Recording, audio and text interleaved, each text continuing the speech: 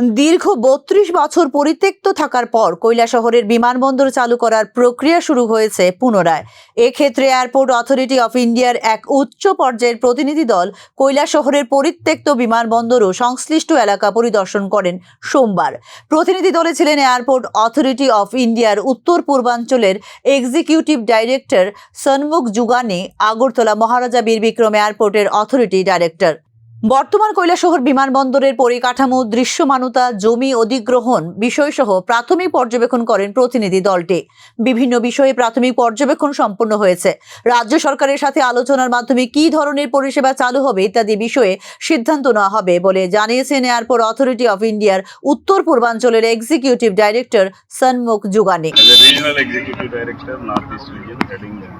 Seven states of North-Eastern states. As a RED, myself and my team has come for a visit of Kailasahar Airport to see the basic fundamental infrastructure available here along with the government of Tripura officials.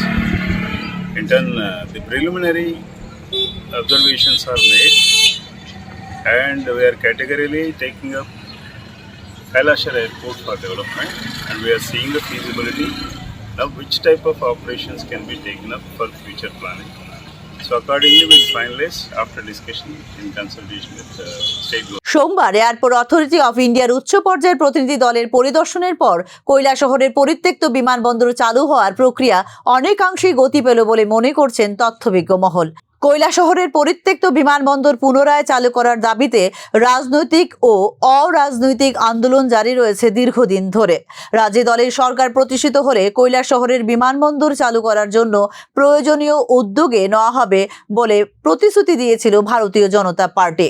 বর্তমানে রাজ্যে ও কেন্দ্রে ভারতীয় জনতা পার্টির সরকার ক্ষমতাসীন, ফলে অবিভক্ত উত্তর জেলা ও পার্শ্ববর্তী আসাম রাজ্যের কাছাড় জেলার সাধারণ নাগরিকদের দীর্ঘদিনের দাবি ভারতীয় জনতা পার্টির সরকার বাস্তবায়িত করবে বলে প্রত্যাশা সাধারণ মানুষের।